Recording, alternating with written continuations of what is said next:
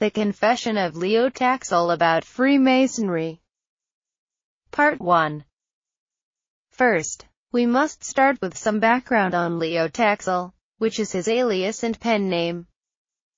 Leo was born as Mary Joseph Gabriel Antoine Joguin Pages, on March 21, 1854, in Marseille, France, and died on March 31, 1907, and was buried at Sceaux.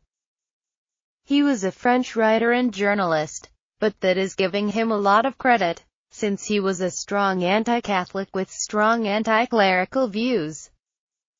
His big claim to fame was the Taxil Hoax, used to embarrass the Catholic Church, and denigrate Freemasonry. At 5 years old, Leo Taxil was placed into a Jesuit seminary. After spending his childhood years at the seminary, he became disillusioned with the Catholic faith and began to see their religious ideology as completely unacceptable.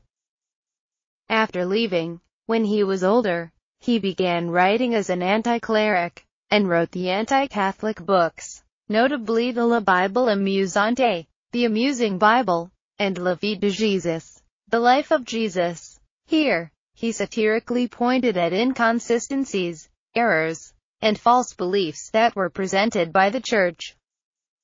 He also wrote several other works, where one had him tried at the Seine Assizes, for writing a pamphlet called A Bas le Calat, or Down with the Cloth, where the court accused Taxil of insulting a religion recognized by the state.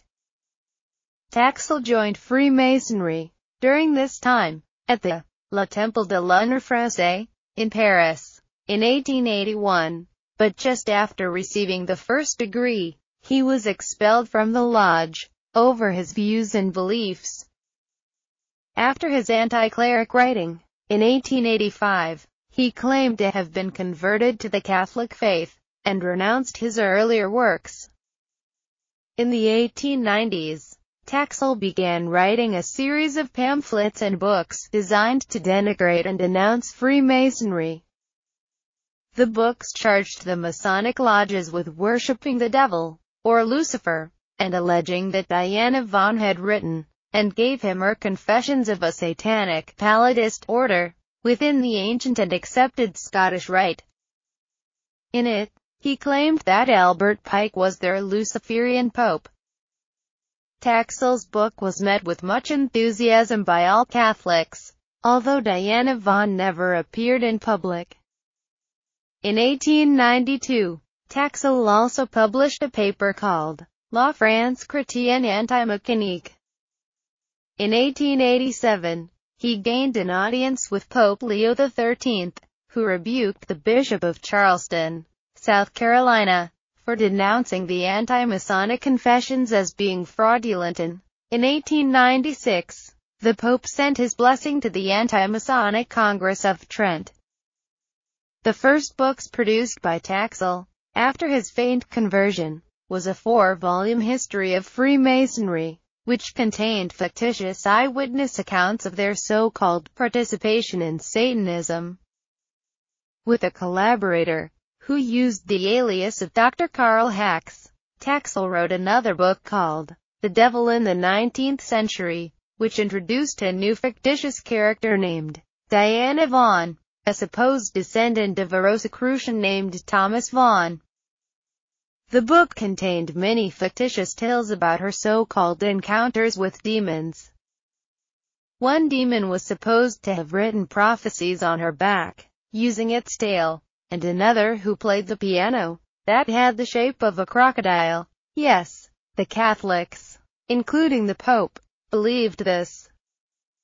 Miss Vaughan was supposedly involved in satanic Freemasonry, but was redeemed by professing admiration for Joan of Arc, at whose name the demons were exorcised and left. By using the name Diana Vaughan, Taxil published a book called The Eucharistic Novena, a collection of prayers which were highly praised by the Pope. On April 19, 1897, Taxil called a press conference at the Hall of the Geographic Society, in Paris, where he claimed he would introduce Diana Vaughan After the clergy and press arrived, Taxil, instead, announced that his claims and books about Freemasonry and Albert Pike were fictitious. He then thanked the clergy for their assistance for giving publicity to his hoax. On April 25, 1897, the recount of the full confession was printed by the Parisian newspaper, La Frondeur. The newspaper you see in this video is the actual front page to that paper, which the anti-Masons, and many writers and ministers, claim does not exist. La Frondeur recorded and transcribed the full account, including the exclamations of the clergy, and the laughter of the press. The headline, when translated into English, reads, 12 years under the banner of the Church, the prank of palliatism, Miss Diana Vaughan, the devil at the Freemasons, a conference held by Mr. Leo Taxil, at the Hall of the Geographic Society in Paris. Now, on to Taxil's confession, and the text of the paper. Quote, with more or less impartiality, all newspapers reported the memorable evening at the Geographic Society on April 19. We thought the best thing to do was to reproduce the full text of Mr. Leo Taxil's conference. Let us say first that the very numerous audience consisted mainly of press representatives from various countries, and of all opinions, many priests, monks, very many ladies, some freethinkers, some Freemasons. The Nunciature had sent 2 delegates. The archdiocese was also represented. Entrance was free, but one could get in only by showing nominal invitation cards which had been sent 1 month in advance. First thing in the evening, a splendid typewriter offered by Miss Diana Vaughan was raffled. Its lucky winner was M. Ollie Kentel, editor of the Item, at Constantinople. For the rest of the confession, please watch part 2 of this video. I think you will find it highly informative and factual. In the interest of time, only certain portions will be quoted. However, a link to the website, with the full confession, will be given on the video's YouTube webpage. You can also find the full confession, all 32 pages of it, along with a photo of the newspaper's front page, in the book titled, Is It True What They Say About Freemasonry?